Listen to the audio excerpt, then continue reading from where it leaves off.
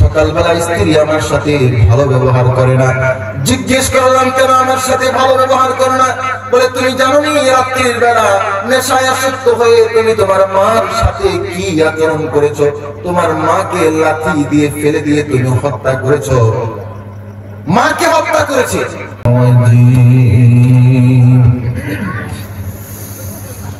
ببركة بسم الله الرحمن الرحيم وما أرسلناك إلا رحمة للعالمين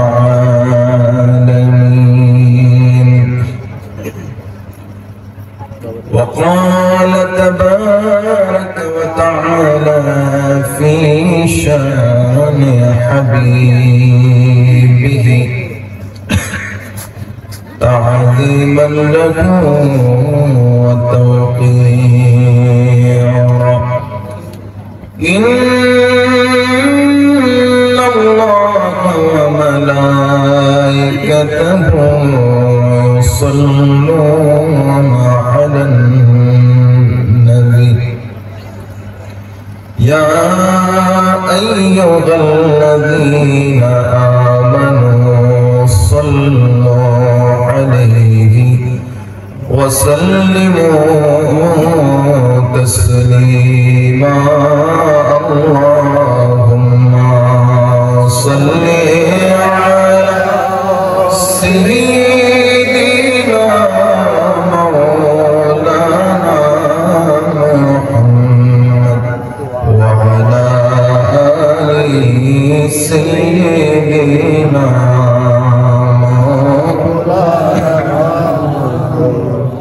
بالدشر وعلى آل سيدنا اللهم صل على سيدنا مولانا محمد وعلى آل سيدنا محمد لا إله إلا الله جل لا إله إلا الله لا إله إلا الله لا إله إلا نيكون معبود الله ترى نيكون معبود الله ترى لا إله إلا الله لا إله إلا الله আল্লাহর জিকির জোরে করলে কোনো সমস্যা? আল্লাহ পাক এখানে যতজন মানুষ আল্লাহর দয়াতে এসেছেন তার চাইতে বেশি এখানে ফেরেশতা আছে। সুবহানাল্লাহ, আরো জোরে বলেন না সুবহানাল্লাহ। এই বিশ্বাস হয়নি? আবার সব ফেরেশতার দায়িত্ব কিন্তু এক না, এক একজন ফেরেশতার দায়িত্ব এক একটা। কিছু ফেরেশতা ওই যে গেট দেখছেন, ওই গেটের সামনে দাঁড়ায় আছে, তারা চেক করতেছে এখানে এমন কোন মানুষ আসতে পারে নাই যাকে আল্লাহ কবুল করে নাই। এখানে তারাই আসতে পেরেছে আল্লাহ পাক যাকে এখানে কবুল করেছেন। বলেন সুবহানাল্লাহ। দেখবেন বড় বড় প্রোগ্রামের মধ্যে ঢোকার সময় আপনার কার্ড লাগে, কার্ড কি লাগে? ID card. এখানে আসার জন্য ওই ফেরেশতারা চেক করতেছে যে আইডি কার্ড আছে, যার আইডি কার্ড আছে এখানে তারাই আসতে পেরেছে। আইডি কার্ড মানে আল্লাহর দপ্তরে নাম উঠে গেছে। সুবহানাল্লাহ, বলেন না সুবহানাল্লাহ। এরকম অনেক ধরনের ফেরেশতা আছে। কিছু ফেরেশতা আপনাদের সাথে বসে আছে, সুবহানাল্লাহ। আবার কিছু ফেরেশতা এই মুহূর্তে আল্লাহর সাথে কথা বলতেছে, সুবহানাল্লাহ।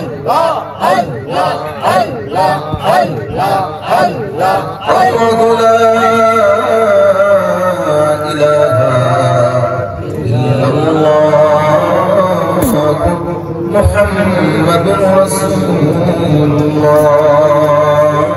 صلى الله عليه وسلم উপস্থিত বাদশালা সরাইঘাটি যুব সমাজের উদ্যোগে ইসালে সওয়াব ও দোয়া মাহফিল এ উপস্থিত সম্মানিত উলামায়ে কেরাম, সম্মানিত অতিথিবৃন্দ,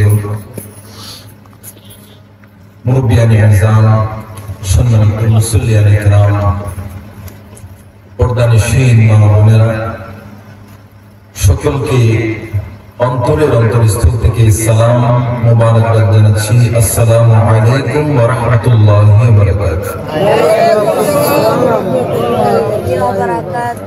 সর্বপ্রথমে লক্ষ কোটি শুকরিয়া আদায় করছি যে মহান রব্বুল আলামিন আপনাকে আমাকে বড় দয়া করে, মায়া করে, মেহেরবানি করে এই সুন্দর আয়োজনের মাঝখানে আসার বসার তৌফিক দান করেছেন।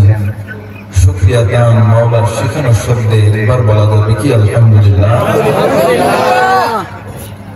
লক্ষ কোটি দরুদ পাকের নজরানা আকে নামে তাজদার মদিনা আহমদ মুস্তাফা মুহাম্মদ মুস্তাফা হুজুর নূর সাল্লাল্লাহু তাআলা আলাইহি ওয়াসাল্লাম এর বারে সকলে বলি সাল্লাল্লাহু আলাইহি ওয়াসাল্লাম।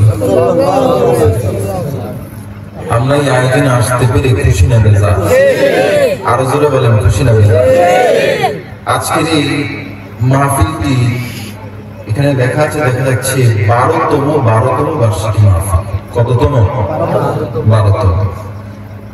আমি এসে শুনলাম যে এই মাহফিলটি শুরু করেছিলেন মরহুম হযরত মাওলানা রফিকুল ইসলাম আল কাদরি, আমার খুবই স্নেহের, যাকে আমি রফিকুল ইসলাম আসসাবরি নামে চিনতাম। খুবই অল্প বয়সে ইন্তেকাল করেছেন। আল্লাহ তাকে জান্নাতের আলা মাকাম দান করুন বলে আমিন। এখানে যিনি শুরু করেছেন আজকে তিনি এখানে নাই, কিন্তু মাহফিলটা রয়ে গেছে, আছে না? আজকে আপনারা এসেছেন, আজকে 12তম, এমন হতে পারে এটা 1200তম হতে পারে, আল্লাহ পাক যদি চান। হতে পারে না? আরো 100 বছর পরে এই মাহফিলটা যদি জারি থাকে, এখানে আমরা কি কেউ থাকার সম্ভাবনা আছে? না, কারণ আমাদের দেশের মানুষ 100 বছরের বেশি এখন কেউ আর আছে না। এই 100 বছর যদি মাহফিল হয়, কিয়ামতের পূর্বে যদি 200 বছর হয়, 1200 বছর হয়, এই প্রত্যেকটি মাহফিলের সওয়াব মাওলানা রফিকুল ইসলাম কাদরির রূহে বখশিশ। সুবহানাল্লাহ।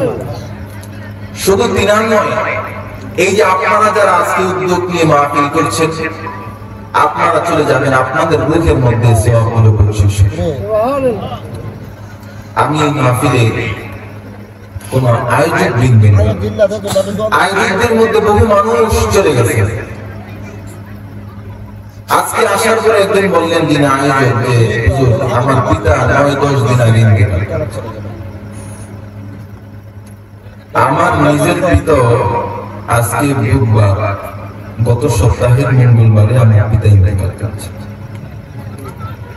আল্লাহ পাক যেন তিনাকে জান্নাতের আলা মাকাম দান করুন বলে আমিন।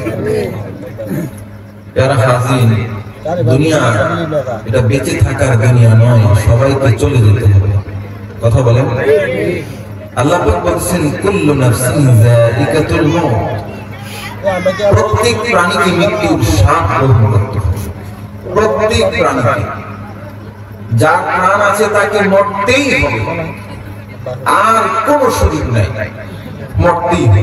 তো মরতে যেহেতু হবে, আল্লাহ পাক কোরআনে পাকের মধ্যে বলতেছেন আল্লাযী খালাকাল মাউতা ওয়াল হায়াতা লিয়াবলুয়াকুম আইয়ুকুম আহসানু আমালা। যে আমি মৃত্যু এবং জীবন সৃষ্টি করেছি এই জন্য যে আমি দেখি কে কত আহসান আমল করতে পারে। বলেন সুবহানাল্লাহ। সুবহানাল্লাহ বলার যখন সুযোগ আসবে কেউ কিপটা মিলে একটু মহব্বতে বললেন, আওয়াজ করে বলা যাবে সুবহানাল্লাহ। এটা আপনাকে ফুল বলি হবে আরো আছে, দেখি ভলিউম বাড়ানো তো সুবহানাল্লাহ। এটা একদম বাড়াই দিচ্ছেন আরো আছে, দেখি কত আছে বাড়ানো। মুরব্বী বাবা এসে একদম বলে ফেলছে, শুধু কি উনি বলবেন আপনারাও বলবেন নারে তাকবীর। এই আওয়াজে আশেপাশে ঘুম ভাঙতো না, ঘুম ভাঙতে হবে। দেখি এমন আওয়াজ দিবেন আশেপাশে যে একজন ঘুমে আছে। এটি অষ্টগ্রামে গত বছর একটা মাহফিল আসছিলাম, যে আমাকে খাবার দিবে বলে একটু দেরি হয়েছে। আমি স্টেজে আইসা দেখি যে মাহফিলে শ্রোতা একেবারেই কম, যারা আছে সব মাটিতে ঘুমে আছে। আর স্টেজে যেমন দুইজন দুই পাশে আছে না, এরকম দুইজন দুই পাশে, এই দুইজন দুই পাশে বসে এই পাশের মানুষও ঝুমতেছে, এই পাশের মানুষও ঝুমতেছে। এই অবস্থায় কি আলোচনা করা যায়? হ্যাঁ, আপনি একটু আশেপাশে তাকায় দেখেন তো কেউ ঝুমতেছে কিনা। কয়েকজন মনে হয় ঘুমাইতেছে নাকি, যাক সজাগ আছে না? আচ্ছা, তাহলে একটু আল্লাহু আকবার জোরে বললে সমস্যা নাই তো? দেখি কত জোরে বলতে পারেন নারে তাকবীর। আশেপাশে নদী আছে, আছে আওয়াজ তো অনেক বড়, আওয়াজ মনে হয় এই শুরু করছে পারি ধরে। পার করতে পারবেন? পারবেন? পারবেন নি? যত আওয়াজ দেন, এই যে এই মাইকের আওয়াজ, এই আওয়াজ আমি যেখান থেকে আসছি সেখানে যাবে না। আপনারা যদি মহব্বতের আওয়াজ দেন, এই আওয়াজ শুধু নারায়ণগঞ্জ তো যাবে না, আল্লাহ পাকের আরশ আজিম চলে যাবে। আপনারা মহব্বতে দিতে পারবেন তো ইনশাআল্লাহ? প্রস্তুত তো সবাই? দেখেন আমার শীতের দিন গরম গরম লাগতে পারে, সমস্যা নাই তো? নারে তাকবীর। মাশাআল্লাহ, এই দিকে আওয়াজটা একটু বেশি হইতেছে, আপনারা একটু চুপ থাকেন তো, ওই দিকে বলেন তো নারে তাকবীর। ওদিকে আওয়াজ আছে, আপনারা চুপ থাকেন, আপনারা বলেন তো নারে তাকবীর। ওদিকে আছে, এবার সবাই মিলে বলেন তো নারে তাকবীর, নারে সালাত। সালাতের স্লোগান দিলে সমস্যা নাই তো? আবার তো দেখি অনেক জায়গায় থেকে ফাঁক দিচ্ছে, নাউযুবিল্লাহ, বলেন না নাউযুবিল্লাহ। যারা রিসালাতের স্লোগানকে ফালতু বলে, রিসালাতের স্লোগান ফালতু নয়, তুমি নিজেই ফালতু। কথা বলেন ঠিক কি না? রিসালাতের স্লোগান আল্লাহর নবীজি দুনিয়ায় আসার আগেও ছিল, রাসূল পাক যখন দুনিয়ায় এসেছেন তখনও ছিল, আল্লাহর হাবিব বিদায় নিয়ে চলে গেছেন তখনও আছে, আল্লাহর নবীজি এই মজলিসে এখন নাই, এখনো আছে। বলে বলে সুবহানাল্লাহ। নারে রিসালাত, নারে তাকবীর, নারে রিসালাত। কারণ আপনার আমার নবী তো রাহমাতুল লিল আলামিন। বলেন না সুবহানাল্লাহ। আপনার আমার মর্যাদা তো আপনার আমার নবীর জন্যই বেড়েছে। কার জন্য বেড়েছে? আপনার আমার নবীর জন্য। অন্যান্য নবীদের উম্মতেরা অনেক বেশি বাঁচতেন। নূহ আলাইহিস সালামের কাছে একজন মহিলা আসছে তার ছোট্ট সন্তানকে নিয়ে। কোন সন্তান? সবাই বলেন, বুঝতেছেন আমার কথা? ছোট্ট সন্তানকে নিয়ে আসছে। ছোট্ট সন্তানকে নিয়ে এসে মহিলা নূহ নবীর কাছে বলতেছেন, নূহ নবী, আমার সন্তানের জন্য একটু দোয়া করেন, আমার সন্তান যেন বেশি বছর বাঁচে। নূহ নবী বললেন, তোমার সন্তানের কত বছর? বলে, আমার সন্তানের বয়স এখন 150 বছর। কত বছর? ছোট বলা, 150 বছর। বলে, তোমার সন্তানের বয়স এখন 150 বছর, তোমার সন্তানের জন্য দোয়া করে দিলাম, আল্লাহ যেন তার হায়াতটা আরো বেশি বেশি বাড়িয়ে দেয়। জোরে বলেন সুবহানাল্লাহ। তো তারা বাঁচতেন 100, 200, 300, 400, 500, 600 বছর পর্যন্ত বাঁচতেন। বলে সুবহানাল্লাহ। এই ঘটনা আল্লাহ নবীজি সাহাবায়ে কেরামদেরকে যখন বললেন, সাহাবায়ে কেরাম বলতেছেন ইয়া রাসূলুল্লাহ ইয়া হাবিবাল্লাহ নবী নূহ আলাইহিস সালাতু সালাম তখন বলতেছেন অন্যান্য ব্যক্তিদেরকে যে তোমার সন্তানের তো 150 বছর, আখিরি জামানায় এমন উম্মত আছে যাদের বয়স তারা বাঁচবেই শুধুমাত্র 100 বছর, তারা বাঁচবেই শুধুমাত্র 60 বছর 70 বছর।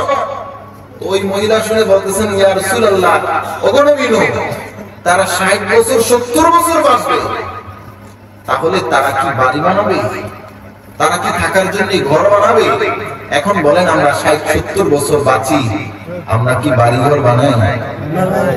শুধু বানাই না, বাড়িঘর একটু জমি বানানোর জন্য আরেকজনকে বাইরে ফেলে।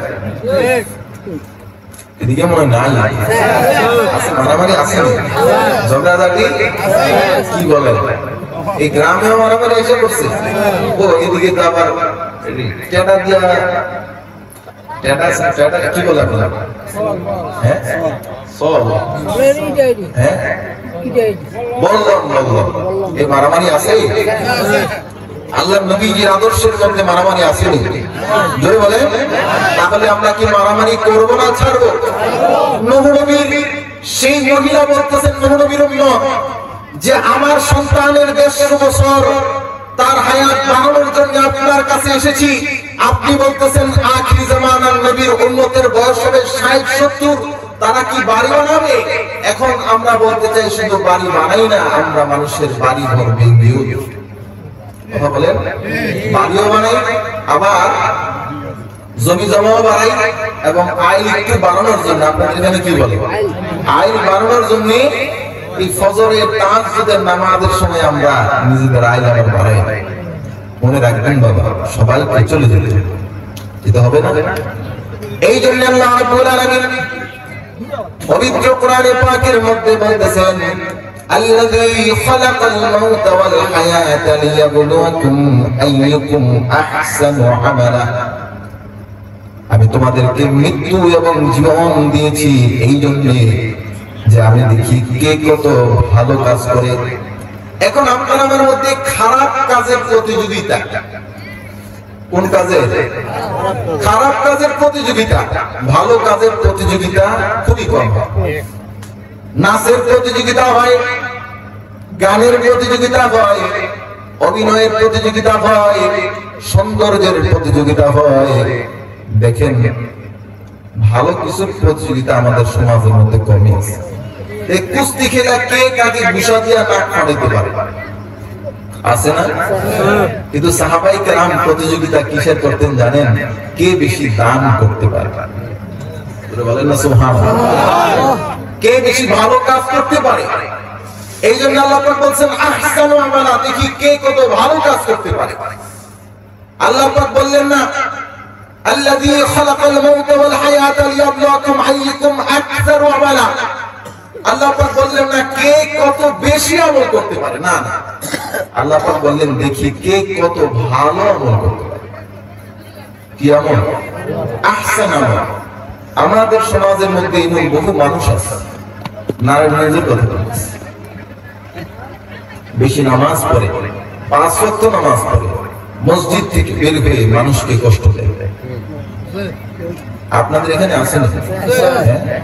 আছে, কিন্তু এই নামাজের দাম নাই যদি এই নামাজ পড়ে মানুষকে কষ্ট দেয়া যায়। বান্দা কি কষ্ট দেয়া মানে আল্লাহকে কষ্ট দেয়া। এই জন্য আল্লাহ পাক বলতেছেন দেখি আহসানু আমালা, কে বেশি ভালো উত্তম আমল করতে পারে। আল্লাহ পাক তো বলতে পারতেন দেখি আকসারু আমালা, দেখি কে কত বেশি আমল করতে পারে। না না, আল্লাহর কাছে বেশি আমলের দাম নাই। কি আমলের? বেশি আমলের দাম নাই। আল্লাহ রাব্বুল আলামিনের কাছে ভালো একটি আমলের দাম আছে, লক্ষ লক্ষ কোটি কোটি আমলের দাম নাই। আল্লাহ রাসূলের দরবারে একজন কালো সাহাবী আসবেন খায়বারের যুদ্ধের সময়।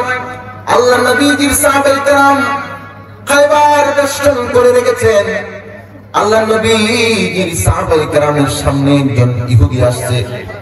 ইহুদি এসে বলতেছেন তোমরা সংখ্যা এত কম মানুষ, লক্ষ লক্ষ মানুষের পিছনে লক্ষ লক্ষ মানুষের মোকাবেলায় তোমরা কিভাবে দাঁড়িয়ে দিয়েছ? আল্লাহর নবীজির সঙ্গী হয়ে যদি যুদ্ধ করার সুযোগ থাকতো কে কে করতেন? নারে তাকবীর, নারে রিসালাত, নারে গাউসিয়া। আল্লাহর নবীজির সাহাবায়ে কেরাম ওই ব্যক্তির প্রশ্ন শুনলেন, যে ব্যক্তি ইহুদি বলতেছেন তোমরা সংখ্যায় এত কম মানুষ, কম হওয়ার পরেও এতগুলো মানুষের বিপক্ষে তোমরা কিভাবে দাঁড়াতে সাহায্য করলো? কোন শক্তি? বলে আমাদের একটা শক্তি আছে, যে শক্তির নাম মুহাম্মাদুর রাসূলুল্লাহ। জোরে বলেন না সুবহানাল্লাহ। আল্লাহ রাসূলের ঈমানি শক্তি। বলে সেই মুহাম্মাদুর রাসূলুল্লাহ তোমাদের কি শিক্ষা দেন? তিনি কোথায় থাকেন? তিনার রাজপ্রাসাদ কোথায়? তার কাছে কি আমাকে নিয়ে যেতে পারবে? তার কাছে কি আমার একটা বাণী পৌঁছে দিতে পারবে? বলে হ্যাঁ হ্যাঁ, চলো আমাদের বাদশার কাছে, আমাদের রাহমাতুল লিল আলামিনের কাছে চলো, তোমাকে নিয়ে যাই। তো ইহুদি বলছেন তোমাদের নবীর কাছে আমাকে নিয়ে যাবে। নবীর কাছে কিভাবে যাব? নবীর কাছে যাওয়ার জন্য তিনি তো তোমাদের বাদশা, তিনি তো তোমাদের রাজা। রাজার কাছে, আমাদের রাজার কাছে যেতে হলে সরাসরি যাওয়া যায় না, একজন লোক মারফত কথা পাঠাতে হয়। তোমাদের বাদশার কাছে এইভাবে যাওয়া যায়? বলে হ্যাঁ, আমাদের বাদশার কাছে এইভাবেই যাওয়া যায়। সুবহানাল্লাহ। সবাইকে মদিনায় নিলা, সবাইকে মদিনায় নিলা, আমায় নিলা না নবী গো, আমায় নিলা না। মদিনা মোর আসল ঠিকানা, মদিনা মোর আসল ঠিকানা। মদিনা যেতে চাই কে চাই না? কে কে চাই? দুই হাত তুলে দেখাই। সবাইকে মদিনায় নিলা, সবাইকে মদিনায় নিলা, আমায় নিলা না নবী গো, আমায় নিলা না। মদিনা মোর আসল ঠিকানা, মদিনা মোর আসল। যেথায় আল্লাহ সেথায় নবী, নবীজি দিনের নবী। যেথায় আল্লাহ সেথায় নবী, নবীজি দিনের নবী। দেখবি যদি পাগল হবি, দেখলে ছবি পাগল হবি। যা তুই মদিনা, মদিনা মোর আসল ঠিকানা। আপনারা মনে মনে কইতাছেন আমগো আসল ঠিকানা তো কক্সবাজার নাকি, নাকি বান্দরবন, নাকি খাগড়াছড়ি? আমাদের আসল ঠিকানা মদিনা। কথা বলেন ঠিক কিনা? এই জন্যে সাহাবায়ে কেরাম সারাদিন রাসূলের সাথে থাকতেন, রাসূলকে সারাদিন মন ভরে দেখতেন। সারাদিন থাকার পরে আল্লাহ রাসূলের দরজার সামনে সিদ্দিক আকবর পড়ে থাকতেন। সিদ্দিক আকবর শীতের রাত্র কাপড়বিহীন, শীতের কাপড়বিহীন দরজার মধ্যে শুয়ে আছেন, দরজার মধ্যে শুয়ে আছেন। আল্লাহ নবীজি তাহাজ্জুদের নামাজের সময় দরজা খুললেন, দরজা খুলে দেখতেছেন সিদ্দিক আকবর শীতের রাতে কাঁপতেছেন আর শুয়ে আছেন। আল্লাহ রাসূল বলতেছেন, সিদ্দিক কিসে তোমাকে এই গভীর রাতে আমার দরজার সামনে এসে ফেলে দিল?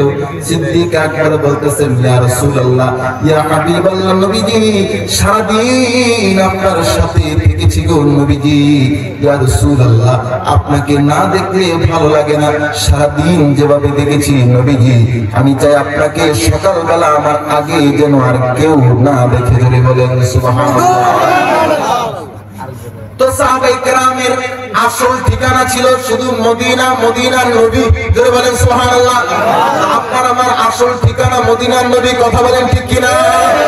ওই বলতেছেন তোমাদের বাদশার সামনে কি আমাকে নিয়ে যেতে পারবে?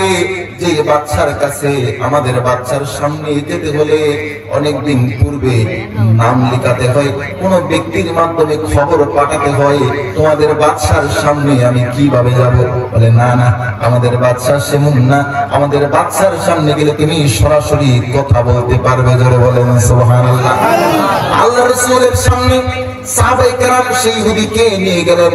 ইহুদি আমার রাসূলের চেহারায় আনোয়ার দেখতেছেন, দেখে তাকিয়ে রয়েছেন, চোখ আর ফেলতে পারেন না,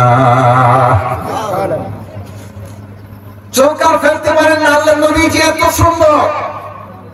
এই জন্য আল্লামা জালালউদ্দিন সুয়ুতী রাহমাতুল্লাহি আলাইহি বলতেছেন, তোমরা শুনে রাখো, ইউসুফ আলাইহিস সালাতু ওয়াস সালামের বর্ণনা তোমরা শুনেছো। আল্লাহ পাক সুবহানাল্লাহ বলার জন্য রেডি হয়ে আর পরে বলে রেডি হয়।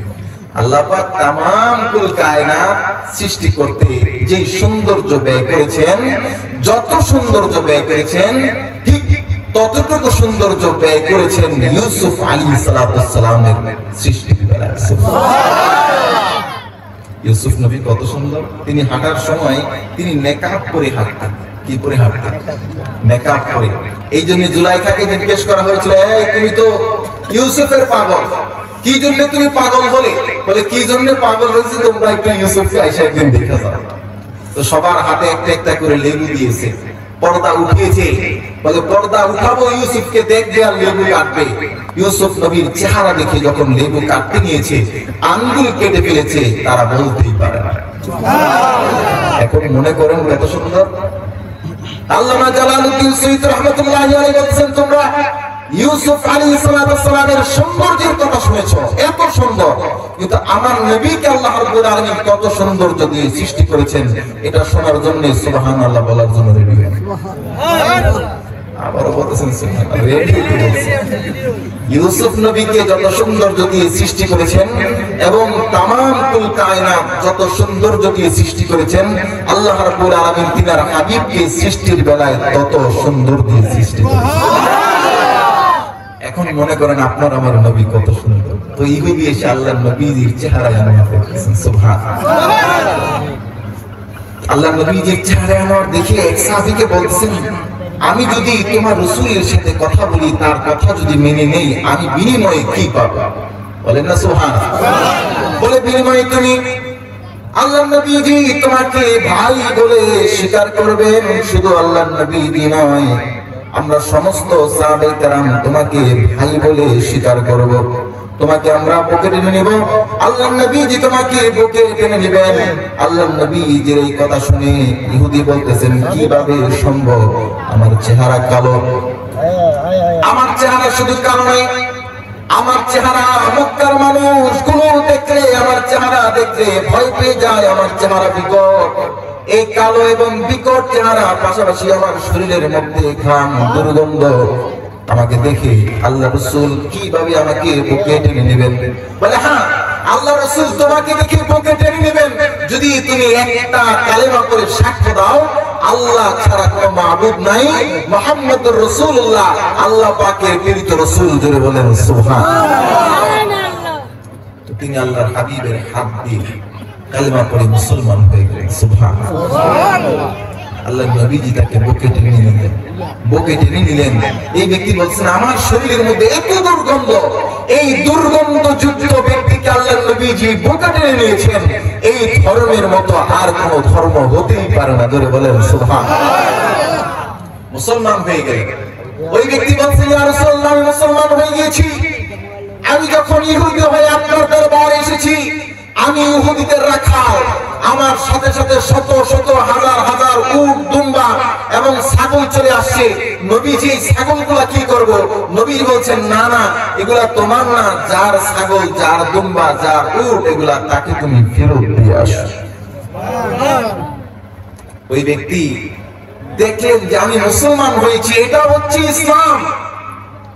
যে মুসলমান হয়ে গেছে এর মানে এই নয় আমার সাথে যা এসেছে এগুলো সবাই ভক্ষণ করে বলবে। নবী বলেন, না, এটা যা তুমি তাকে ফেরত দিয়ে আসো। আল্লাহ রাব্বুল আলামিন বলেন, আমি এই জন্য মৃত্যু এবং জীবন সৃষ্টি করেছি যে আমি দেখি তোমাদের মধ্যে কে কত ভালো কাজ করতে পারে। আজকে আমরা নামাজ পড়ি, আজকে আমরা রোজা রাখি, হজ করি, যাকাত দেই, কিন্তু সমস্ত কিছু করে মানুষের অন্তরের মধ্যে আমরা আঘাত দিই। নামাজ পড়ে মসজিদ থেকে বের হয়ে বলে, এই আমার চিনো, একদম নলিগিরি বলিনি। আমরা মানুষকে দেখি কে যে যত সমস্যায় পড়ে তাকে সমস্যায় ফেলে সুবিধা কিনা একটু আদায় করা যায়। আজকে আপনাদের এখানে আসতেছিলাম, আমি রুহুল আমিন হুজুরকে জিজ্ঞেস করলাম, আপনাদের এখানে দিনের বেলা এই এটা নদী না কি নদী? মেঘনা নদী, এটা পার হয়ে আসছি না, দিনের বেলা ট্রলারের ভাড়া কত? 10 টাকা। কত টাকা? ট্রলার দিয়ে 10 টাকা দিয়ে আসেন না? আপনারা যত দিয়ে আসেন তত দিয়ে বলেন কত? আরো জোরে, আরো জোরে। 10 টাকা দিয়ে আসেন। তা আমি আসার সময় রাত্রে কয়টা বাজে যখন আসলাম? 10টার একটু বেশি, 10টা। ওই সময় আসার সময় আমি বললাম আমি 700 টাকা পর্যন্ত করছি। কত? এরপরও বলে ভাই পোষাই না,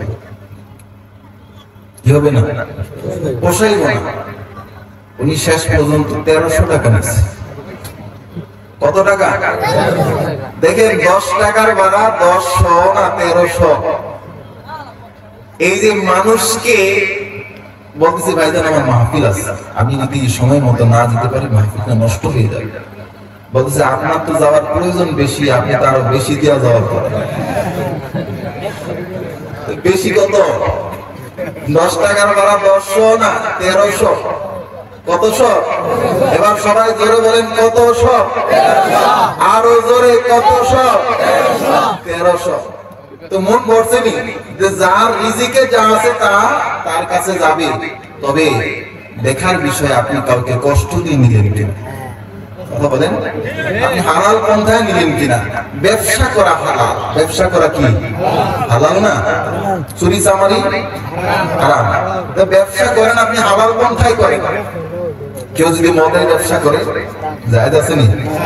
সে যদি কোরআন থেকে দলিল দেয় আল্লাহুল বাই'a ওয়া হারামার রিবা, আল্লাহ পাক ব্যবসাকে হালাল করেছেন, আমি মদের ব্যবসা করি, দিতে পারবে? মদের ব্যবসা যেরকম ব্যবসা, এই ব্যবসা যেরকম হারাম, মানুষকে কষ্ট দিয়ে ব্যবসার মধ্যে দ্রব্যমূল্যের ঊর্ধ্বগতি, এটাও হারাম। কথা বলেন। আপনি মনে করেন যাক আরো অনেক উদাহরণ আছে রাস্তার মধ্যে, তা আমরা কাউকে কষ্ট দিব? জোরে বলেন কষ্ট দিব? আল্লাহ নবীজির কাছে ওই সাহাবী যখন আসলেন, আল্লাহ নবীজি কি শিক্ষা দিলেন? যে যার সম্পদ তার কাছে ফিরিয়ে দাও। তো এই ইহুদি ব্যক্তি মুসলমান হয়েছে, ছাগল গুলোকে বললেন যা যা। ছাগল যেহেতু আল্লাহ নবীজির অনুমতি পেয়েছে, ছাগল ওই ইহুদির বাড়ির দিকে যাওয়া শুরু করেছে। আল্লাহ বলেন না সুবহানাল্লাহ। কারণ আপনার আমার নবী তো রাহমাতুল লিল আলামিন। এই দুনিয়ায় যতজন নবী এসেছে, কোন নবী কুল কায়নাতের সমস্ত জগতের জন্য আসেন নাই। আপনার আমার নবী সমস্ত জগতের নবী। আপনার আমার নবীকে আল্লাহ রাব্বুল আলামিন যখনই দুনিয়ার জমিনের মধ্যে প্রেরণ করেছেন, আল্লাহ পাক বলেন হাবিব মুসা নবী মাদাইনের মধ্যে আসছে, আদম নবী শ্রীলঙ্কার মধ্যে আসছে, মক্কায় গিয়েছেন। এমন করে প্রত্যেক নবীকে নির্দিষ্ট অঞ্চলের মধ্যে আমি প্রেরণ করেছি। ইয়া রাসূলুল্লাহ, ইয়া হাবিবাল্লাহ, নবীরা যখন নামাজ পড়তো নির্দিষ্ট এলাকার মধ্যে নামাজ ব্যতীত কোথাও নামাজ পড়া তাদের জন্য জায়েজ ছিল না। তাদের উম্মতেরা অন্য কোথাও নামাজ পড়তে পারতো না, নির্দিষ্ট জায়গার মধ্যে নামাজ পড়তো। হাবিব আপনি যখন দুনিয়ার জমিনের মধ্যে এসেছেন, আপনার কদম মোবারক যখন জমিনের মধ্যে পড়েছে নবী, তামাম কুল কায়নাত আমি মসজিদ বানিয়ে দিলাম, নামাজের জন্য উপযুক্ত বানিয়ে দিলাম। জোরে বলেন সুবহানাল্লাহ। কারণ আপনার আমার নবী হচ্ছেন রাহমাতুল লিল আলামিন, আপনার আমার জন্য রহমত। কিয়ামতের ময়দানে আল্লাহর নবীজি সাহাবায়ে কেরামদেরকে বলতেছেন যে আপনি আমি নবীগণের সাক্ষী হব। কাদের সাক্ষী হব? অন্যান্য নবীগণের সাক্ষী হব। আল্লাহ রাব্বুল আলামিন কিয়ামতের ময়দানে নূহ আলাইহিস সালামকে ডাক দিবেন, যিনি 950 বছর দাওয়াত দিয়েছেন। কয়শো বছর? 950 বছর দাওয়াত দিয়েছেন। 950 বছর দাওয়াত দেওয়ার পরে রব্বুল আলামিন তাকে কিয়ামতের ময়দানে ডাক দিবেন, এই নূহ তুমি কি আমার দাওয়াতটা যথাযথভাবে দিয়েছিলে কিনা? নূহ নবী বলবেন, রব্বুল আলামিন যথাযথভাবে দিয়েছি, শুধু দিনে দেই নাই রাতেও দিয়েছি। ইয়া রব্বুল আলামিন শুধু রাতে দেই নাই, নিজের ঘুমকে নষ্ট করে সারা রাত আপনার ইবাদত করেছি। জোরে বলেন সুবহানাল্লাহ। আল্লাহ বলবেন প্রমাণ দেখাও, সাক্ষী দেখাও, সাক্ষী দেখাও তুমি যে আমার দ্বীনের দাওয়াত দিয়েছো। তো নূহ আলাইহিস সালাম তার উম্মতদেরকে ডাক দিবেন, উম্মতরা বলবেন রব্বুল আলামিন নূহ নবী আমাদের কাছে দাওয়াত দেয় নাই। কি বলবে? বলবে আমাদের কাছে দাওয়াত দেয় নাই। তখন আল্লাহ নবীজি বলতেছেন এই যে আপনারা এবং আমরা সবাই মিলে নূহ নবীর পক্ষে আমরা সাক্ষী। কার পক্ষে সাক্ষী হব? আমার ওয়াজ বুঝতেছেন নি আপনি? আমার জায়গায় বুঝতেছেন না নাকি ঘুমাইতেছেন আপনি? এক জায়গায় হুজুর ওয়াজ করতেছে, চোখ বন্ধ করে ওয়াজ করতেছে, মানে চোখ খুলে দেয় কেউ, সব কই গেছে, বাইক গেছে, একদিন বসে রয়েছে, কেউ বুঝলো না আমার ওয়াজ, তুমি বুঝলা, সব দুনিয়া বলা, তুমি আল্লাহ না বুঝলাম না, আল্লাহ না মাইক কি হলো? আপনারা ঘুমাইতেছেন, ঘুমটা ভাঙতে হবে না, একটা হাতটা তোলেন, নাড়াবেন, নাড়াচাড়া দেন না, নারে তাকবীর, নারে রিসালাত। আল্লাহ নবীজি বলছি, শুধু আপনার আমার নবী, নবীর উম্মত হওয়ার কারণে আপনার আমার দাম আল্লাহ রাব্বুল আলামিন এত বাড়িয়ে দিয়েছেন যে আমরা কিয়ামতের ময়দানে নবীগণের সাক্ষী হব। জোরে বলেন না সুবহানাল্লাহ। এই জন্য শুধু এই জায়গায় দাম বাড়ে নাই, আপনার আমার নবী তো এমন নবী যে অন্যান্য নবীগণকে আল্লাহ রাব্বুল আলামিন নির্দিষ্ট কয়েকটা মর্যাদা দিয়েছেন। কাউকে দিয়েছেন একটা, কাউকে দিয়েছেন দুইটা, তিনটা, চারটা, কিন্তু আপনার আমার নবীকে রাব্বুল আলামিন আপাদ মস্তক মর্যাদা দিয়েছেন। মুফাসসিরিনে কেরাম বলতেছেন আল্লাহর নবীকে রাব্বুল আলামিন ৬৬,০০০ মর্যাদা দিয়েছেন। এমনকি আল্লাহর নবীকে ৬৬,০০০ নেই, ৬৬,০০০ মর্যাদার মধ্যে অসংখ্য মর্যাদা রয়েছে। সুবহানাল্লাহ। আপনার আমার নবী এমন নবী, পৃথিবীতে এমন কোন মানুষ আছে যে যেই মানুষকে, যেই মানুষের স্মরণ দুনিয়ায় হয়, দুনিয়ার মাটির নিচেও হয়? আপনার আমার আলোচনা কি মাটির নিচে হবে? সুযোগ আছে কোন? কিন্তু আপনার আমার নবী এমন নবী, যে নবীর আলোচনা দুনিয়ায়ও হয়, আসমানেও হয়, এমনকি জমিনের নিচে, মাটির নিচেও হয়। এখন আপনারা বলেন কেমনে হয়? আল্লাহর নবীজি হাদিসে পাকের মধ্যে বর্ণনা করছেন যে তোমরা যখন ইন্তেকাল করবে তখন তোমাদের জন্য ৩টা প্রশ্ন করা হবে। কয়টা প্রশ্ন? ৩টা প্রশ্ন করা হবে। একটা প্রশ্ন হচ্ছে মান রাব্বুকা, আরেকটা প্রশ্ন হচ্ছে মা দীনুকা, দ্বিতীয় নম্বর প্রশ্ন হচ্ছে মা কুনতা তাকুলু ফি হাক্কি হাযার রাসূলুল্লাযী বুইসা ফীকুম। আল্লাহর নবী সম্পর্কে রব্বুল আলামিন আপনার হাবিব সম্পর্কে কবরের মধ্যে প্রশ্ন করার কি প্রয়োজন? কবরের মধ্যে আল্লাহর হাবিবের প্রশ্ন তো কোনো প্রয়োজনই ছিল না। এই জন্য রেখেছেন হাবিব আপনার প্রশ্ন, আপনার প্রশংসা শুধু দুনিয়ায় নয়, আপনার প্রশংসা শুধু আসমানে নয়, আপনার প্রশংসা শুধু সিদরাতুল মুনতাহায় নয়, আপনার প্রশংসা শুধু আরশ আজিমে নয়, ইয়া রাসূলুল্লাহ আপনার প্রশংসা জমিনের নিচে পর্যন্ত হবে। জোরে বলেন সুবহানাল্লাহ। আপনার আমার নবী এরকম নবী, এই জন্য শায়ের বলতেছেন দেনে वालार कैसा देने वाला, आसमानों ही पर सब नबी रह गए, आसमानों ही पर सब नबी रह गए, अर्श आज़म पे पहुंचा हमारा नबी। सुभान अल्लाह। अर्श आज़म पे पहुंचा हमारा नबी। আপনারা বলছেন আরশ আজিম কত দূর? মনে মনে বলবেন এখান থেকে নারায়ণগঞ্জের দূরত্ব মোবাইল সার্চ দেন বের হয়ে যাবে, এখান থেকে মক্কা শহরের দূরত্ব সার্চ দেন বের হয়ে যাবে, এখান থেকে আমেরিকার দূরত্ব কত সার্চ দেন বের হয়ে যাবে, কিন্তু এখান থেকে আরশ আজিম কত দূর বের হবে? জোরে বলেন হবে? এখান থেকে আরশ আজিম বাদ দেন, সুবহানাল্লাহ বলার জন্য রেডি থাকেন, একটু জোরে সুরে বলেন নাকি আস্তে বলবেন? এই জমিন থেকে আসমানের দূরত্ব, সপ্তম আসমান সিদরাতুল মুনতাহা পর্যন্ত দূরত্ব হচ্ছে 50,000 বছরের রাস্তা। কত বছর? 50,000। আবার সিদরাতুল মুনতাহা থেকে আরশ আজিমের দূরত্বটা পরে বলছি, সিদরাতুল মুনতাহা থেকে আরশ আজিম পর্যন্ত যেতে আল্লাহ পাকের 70,000 নূরের পর্দা পাড়ি দিতে হয়। আপনারা ভাবতেছেন পর্দা এই যে এরকম পর্দা, হ্যাঁ? আবার রেডি হন, রেডি হয়েছেন নি? এক পর্দা থেকে আরেক পর্দার দূরত্ব 500 বছরের রাস্তা। এরকম করে 70,000। তো আমি মোবাইলটা নিয়ে একটু ক্যালকুলেটর হিসাব করে দেখলাম, আবার রেডি হন। রেডি হয়েছে? তো সিদরাতুল মুনতাহা থেকে আরশ আজিমের দূরত্ব হচ্ছে 3,500 কোটি বছরের রাস্তা। সুবহানাল্লাহ। তো এই 3,500 কোটি রাস্তার উপরেও আপনার আমার নবীজির প্রশংসা চলছে। আপনার আমার নবীকে শুধু মানুষ নয়, আপনার আমার মতো মানুষ এখন রাসূলকে চিনে না, কিন্তু আল্লাহ রাসূল যখন মদিনার রাস্তা দিয়ে হাঁটতেন, আল্লাহ রাসূলকে দেখে পাথর পর্যন্ত সালাম দিত। এই জন্য আল্লাহ নবী যখন রাস্তা দিয়ে হাঁটছেন, আল্লাহ রাসূলের সাথে আলী রাদিয়াল্লাহু তাআলা রাসূলের সাথে হাঁটছেন। আল্লাহ রাসূল বলতেছেন ওয়া আলাইকুমুস সালাম, ওয়া আলাইকুমুস সালাম, ওয়া আলাইকুমুস সালাম। আলী রাদিয়াল্লাহু তাআলা তিনি প্রশ্ন করবেন তিনি সুযোগ পাচ্ছেন না। আল্লাহ রাসূল শুধু বলতেছেন ওয়া আলাইকুমুস সালাম।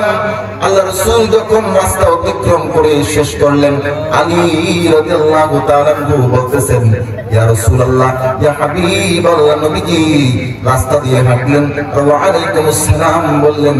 ইয়া রাসূলুল্লাহ, আমি তো কাউকে দেখলাম না। আল্লাহ রাসূল বলতেছেন আলী, তুমি যা দেখো, আমি নবী যা দেখি তুমি তা দেখো না। আমি নবীজি যা শুনি তুমি তা শোনো না। আলী, তুমি দেখতেছো রাস্তার মধ্যে আমি ওয়া আলাইকুমুস সালাম বলতেছি। আমি রাস্তার মধ্যে যখন চলতেছিলাম, রাস্তার মধ্যে পাথরগুলি আমি নবীজিকে সালাম দিচ্ছিল। আপনার আমার নবীকে পাথর পর্যন্ত সালাম নেই, কিন্তু আপনার আমার মতো দেখতে কিছু মৌলবী বড় ঘুমটা পড়া বলে রাসূলকে সালাম দেয়া যায়। বলে কি বলে না? তো রাসূলকে সালাম দিতে চাই না, আবার বলে দেয়া যায়, পয়সা দিতে হয়। দাঁড়াইলে সমস্যা হয়, দাঁড়াইলে হাঁটু ব্যথা নাকি মাজা ব্যথা। আসলে ব্যথা হচ্ছে মনে ব্যথা। কিসে ব্যথা? কিসে ব্যথা? তো কারো মনে ব্যথা হইলে আমাদের কোনো সমস্যা নাই। যারা আল্লাহ রাসূলকে সালাম দিতে হয়, যাদের মনে ব্যথা হয়, আমরা তাদের সম্পর্কে আলোচনা করতে চাই না, আমরা শুধু আল্লাহর হাবিবের প্রেমের আলোচনা করতে চাই। প্রেমের আলোচনা যত চলবে, মনে করেন আপনি আমি মিলে সবাই মিলে যদি আল্লাহর জিকির বন্ধ করে দিই, আল্লাহর জিকির কি বন্ধ হয়ে যাবে? আল্লাহর স্মরণ বন্ধ করে দিই, স্মরণ কি বন্ধ হয়ে যাবে? এই জন্য আল্লাহ নবীজি হাদিসে পাকের মধ্যে বলতেছেন, আল্লাহ পাকের এমন একজন ফেরেশতা রয়েছে, যে ফেরেশতার মুখ হচ্ছে 1 লক্ষ। কয় লক্ষ? ফেরেশতার মুখই 1 লক্ষ। শুধু মুখ নয়, প্রত্যেকটা মুখের মধ্যে আবার 1 লক্ষ করে জিহ্বা। ঘুমাই গেছেন মনে হয়? সুবহানাল্লাহ বাজে কই এনে কইবেন তো বলেন একটু সুবহানাল্লাহ। এই 1 লক্ষ মুখ, এই প্রত্যেক 1 লক্ষ মুখের মধ্যে 1 লক্ষ জিহ্বা, জোরে বলেন সুবহানাল্লাহ। আবার এই প্রত্যেক জিহ্বার মধ্যে আল্লাহ পাক তাসবিহ দিয়ে দিয়েছেন 1 লক্ষ। এই ফেরেশতা শুধু আল্লাহ পাকের জিকিরই করতেছে। এই যত ফেরেশতা আল্লাহ পাকের জিকির করে, এই ফেরেশতার সাথে সাথে আল্লাহর নবীর শানে দুরূদ পড়ে। কি করে? দুরূদ পড়ে, আল্লাহ রাসূলকে সালাম জানায়। কারণ আল্লাহ পাক বলতেছেন, হাবিব, আমি আপনার জন্য শুধু একজন ফেরেশতা নই, আমার সমস্ত ফেরেশতাদেরকে নিয়ে আপনি নবীর উপরে দুরূদ পড়ুন। إن الله وملائكته يصلون على النبي يا أيها الذين آمنوا صلوا عليه وسلموا تسليما।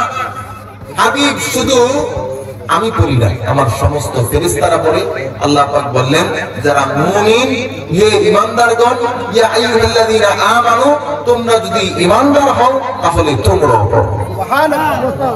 শুধু তোমরা কিভাবে পড়বে? আল্লাহ পাক বলেন, সাল্লিমু তাসলিমা, সম্মান সহকারে, ইজ্জত সহকারে। তা আপনি যদি মনে করেন বসে পড়লে সম্মান হয়, পড়েন, সমস্যা কি? আপনি যদি মনে করেন দাঁড়িয়ে পড়লে সম্মান হয়, দাঁড়ান, সমস্যা কি? কোনো সমস্যা? তো নবী তো আমাদের সবার, কথা বলেন নবী কার? নবী আমাদের সবার। আরে নবীকে নিয়ে তো গাছে পর্যন্ত প্রশংসা করত, মাছে পর্যন্ত প্রশংসা করত, আসমানের চন্দ্র পর্যন্ত নবীর সাথে খেলা করত। এই জন্য জাবের রাদিয়াল্লাহু তাআলা বলতেছেন, আল্লাহ নবীজি যখন ছোট ছিলেন আমি আল্লাহ রাসূলের আঙ্গুল মোবারকের দিকে তাকিয়ে দেখলাম, আল্লাহ নবীজি আঙ্গুল মোবারকের দিকে আঙ্গুল দিয়ে ইশারা করতেছেন। আল্লাহ নবীজির আঙ্গুল মোবারক যেই দিকে যায় আসমানের চন্দ্র সেই দিকে যায়। জোরে বলেন সুবহানাল্লাহ। আল্লাহ নবীজি এই চন্দ্র নিয়ে খেলা করতেন। ভাই যদি বানানো যায় একটু সাউন্ড বাড়াই। আল্লাহ নবীজি চন্দ্রের সাথে খেলা করতেন। আল্লাহ নবীজিকে আপনার আমার দেখার সৌভাগ্য হয়নি, তাই মাঝে মাঝে যখন চন্দ্র বড় হয়ে যায় সেই পূর্ণিমার চন্দ্রটার দিকে একটু তাকিয়ে চন্দ্র দেখবেন। হয়েছে তারপরও কি ঈমান এনেছে? জোরে বলেন ঈমান এনেছে? আনে নাই। কারণ কি? তার তাকদীরে নাই, তার মাথায় গন্ডগোল। কিসে গন্ডগোল? তার মাথায় গন্ডগোল, মাথায় সমস্যা, মাথা পচে গেছে। এখন দুনিয়ার জমিনে কিছু মানুষকে আপনি যদি দলিল দিয়ে শুধু বুঝাইতে চান, তাদের মাথায় দেখবেন সমস্যা। কিসে সমস্যা? যে দাঁড়ালে একটু সম্মান হয়, এটা আপনি বুঝাইতেই পারবেন না। সমস্যা হচ্ছে মাথায় গন্ডগোল। মাথায় কি? মাথায় সমস্যা, মাথা পচে গেছে। এই জন্য আমরা আল্লাহ রাসূলকে যথাযথভাবে সম্মান করব, বলি আমিন। এবং আল্লাহ রাসূলের সুন্নাতগুলো আপনার আমার জীবনের মধ্যে বাস্তবায়ন করব। আজকে আলোচনা তো অনেক হয়, কিন্তু আমল করা মানুষ একেবারেই কম। কথা বলেন। আমি এসে শুনলাম এই অত্র গ্রামের মধ্যে 18টা মাহফিল, একেবারে গোনা। আবার ছোটখাটো হয় না? হয় না? বড় বড়ই 18টা বড় বড়, 18টা বড় বড় মাহফিল হয়। তাহলে এতদিন এই গ্রামের মানুষ সবাই বলি আল্লাহ হওয়ার কথা। কি বলে? আমি আপনাদেরকে ছোট করছি না। আমাদের দেশের মধ্যে অনেক মাহফিল হয়, কিন্তু আমাদের মধ্যে পরিবর্তন একেবারেই কম। কি জন্য কম? আল্লাহ পাক বলতেছেন, ইন্নাল্লাহা লা ইউগাইয়িরু মা বিকওমিন হাত্তা ইউগাইয়িরু মা বিআনফুসিহিম। আল্লাহ পাক বলছেন, কোন গোত্রের কোন কওমের তাকদীরকে আল্লাহ পাক ততক্ষণ পর্যন্ত পরিবর্তন করে দেন না যতক্ষণ না তারা নিজেরা নিজেদেরকে পরিবর্তন করে। আমরা নিজেকে পরিবর্তন করতে চাই না। আমরা মাহফিলে আসি এই জন্য দেখি আজকে জমাইতে পারবো না। কথা বলেন। অনেকে এতক্ষণে চলে গেছে হুজুর জমাইতে না। আবার অনেকে আসে এই জন্য যে দেখি আজকে বিরিয়ানি দিব। আচ্ছা কি আছে আপনাদের? হ্যাঁ, বিরিয়ানি আছে? তারপর এই জন্য বসে আছেন? হ্যাঁ, এই জন্য বসে থাকলে চাকরি থাকবে? হ্যাঁ, কিছুই পাবে না। তবে নিয়ত যদি হয় আল্লাহকে সন্তুষ্ট করব, তাহলে আশা ভরসা কামিয়াব।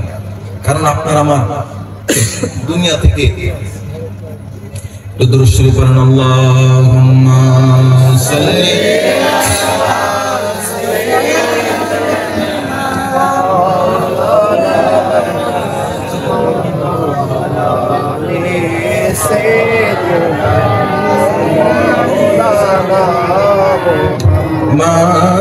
Allahumma salli ala sayyidina Maulana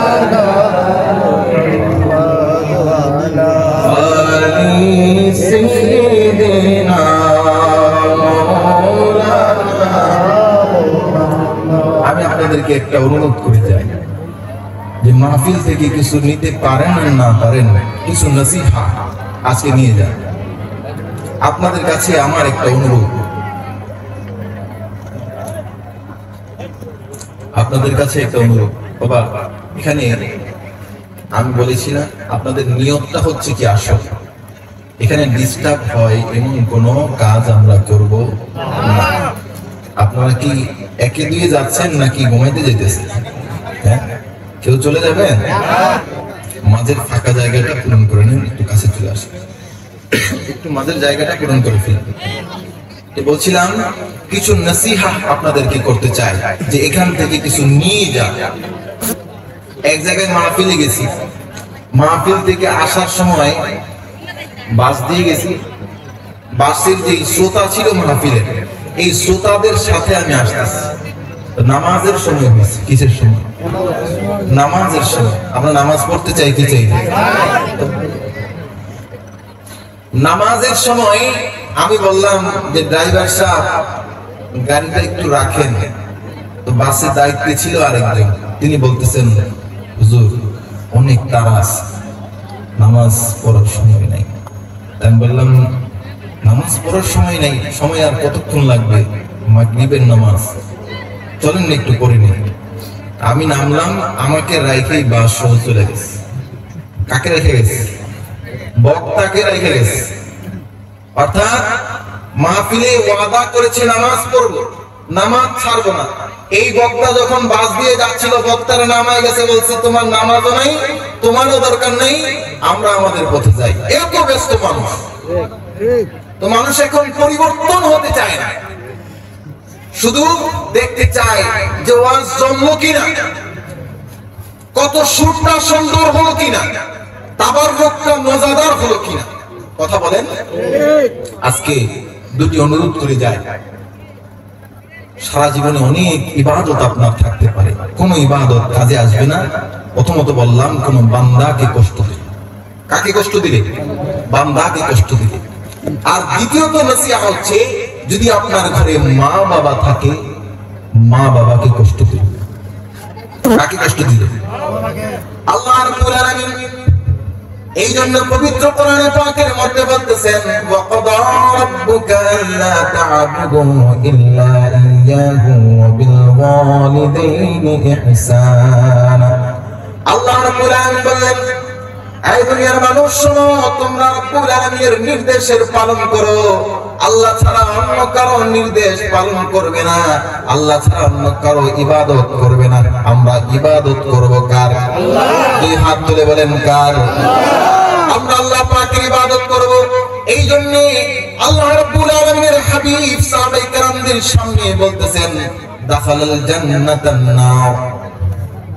একজন যুবক সে জান্নাতে গিয়েছে, এই জন্য সে শুধু একটা মাছি মেরেছে। কি মেরেছে? মাছি মেরেছে। আল্লাহ রাসূল বললেন আরেক যুবক এই জন্য শুধু জাহান্নামের মধ্যে গিয়েছে, সে একটা মাছি মারে নাই। কি মারে নাই? একজন মাছি মেরেছে, মাছির জন্য জান্নাতে গিয়েছে। আরেকজন মাছি মারে নাই, মাছির জন্য জাহান্নামে গিয়েছে। সাহাবায়ে কেরাম প্রশ্ন করলে ইয়া রাসূলুল্লাহ, ইয়া হাবিবাল্লাহ, মাছির জন্য একজন জান্নাতে গিয়েছে, মাছির জন্য একদল জাহান্নামে গিয়েছে, ইয়া রাসূলুল্লাহ ব্যাপার কি? ঘটনা একটু খুলে বলেন। আল্লাহর নবীজি বলতেছেন রাস্তা দিয়ে যুবক হেঁটে যাচ্ছিল। রাস্তা দিয়ে যখন হেঁটে যাচ্ছিল, তো রাস্তার মধ্যে বাদশা নিয়ম করেছে এই রাস্তা দিয়ে হেঁটে যেতে হলে আমাদের মূর্তি পূজার সামনে একটা মাছি মেরে যেতে হবে। ওই যুবক বলছেন না, আমরা আল্লাহ ছাড়া অন্য কারো ইবাদত করি না, কোন মূর্তির পায়ের মধ্যে কোন প্রাণী মেরেও দেই না। যদি তোমরা একটা মাছি মারার কথা বলে, মাছি পর্যন্ত মারবো না। আল্লাহ পাক ওই ব্যক্তির জীবনের গুনাহ মাফ করে তাকে জান্নাত দিবেন। সে কি মারে নাই? মাছি মারে নাই। আল্লাহ নবী বলেছেন একই রাস্তা দিয়ে আরেকজন যুবক যখন যাচ্ছে, ওই ব্যক্তি মাছি মেরে মূর্তির পায়ের মধ্যে দিয়ে গেছে। এই জন্য আল্লাহ পাক তার জীবনের যত আমল আছে সমস্ত কিছু বরবাদ করে তাকে জাহান্নামে দিয়েছে। এখন আল্লাহ পাক বলছেন ওয়াকাদা রাব্বুকা আল্লা তা'বুদু ইল্লা ইয়্যাহু ওয়া বিল ওয়ালিদাইনি ইহসানা। আল্লাহ পাকের ইবাদত করার জন্য আমরা একমাত্র ইবাদত করো আল্লাহ পাকের। শুধু ইবাদত আল্লাহ পাকের সিজদার মাধ্যমে নয়, মূর্তির কাছে গিয়ে সিজদা দিলে শুধু মুশরিক হয় না, মূর্তি দেখতে যাওয়াটাও একটা পাপ। কথা বলেন। মূর্তি দেখতে যাওয়াটা একটা পাপ। মূর্তি পূজা যেখানে হয় সেই জায়গায় গান বাদ্য করতে যাওয়া, শুনতে যাওয়াটাও পাপ।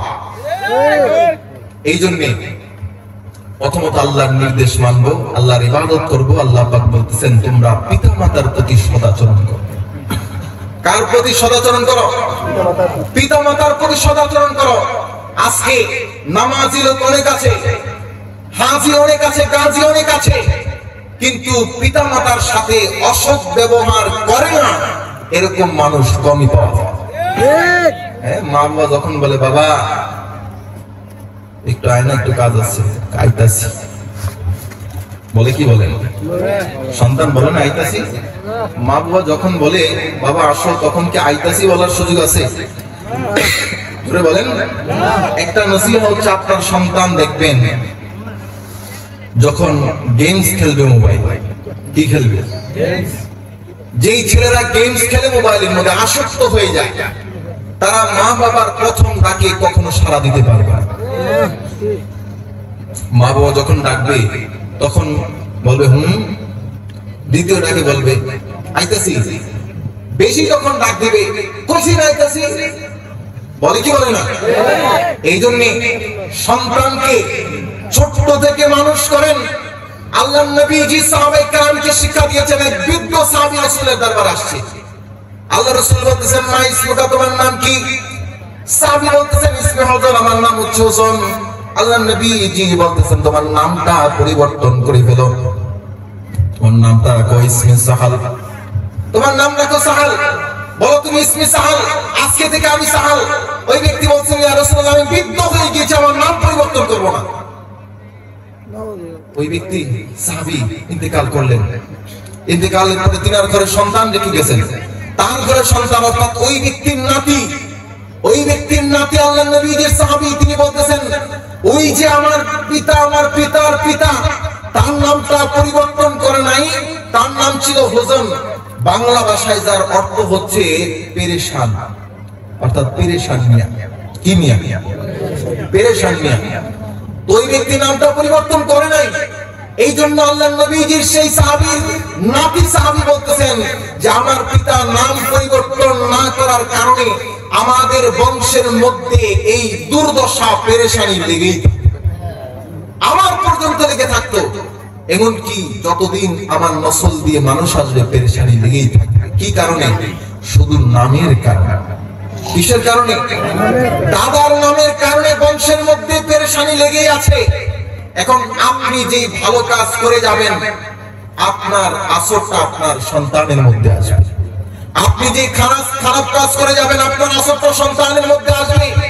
আপনি সারাদিন চায়ের দোকানে বসে বসে টিভি দেখবেন, সিনেমা দেখবেন, আর সন্তানকে আল্লাহওয়ালা বানাতে চাইবেন, হবে?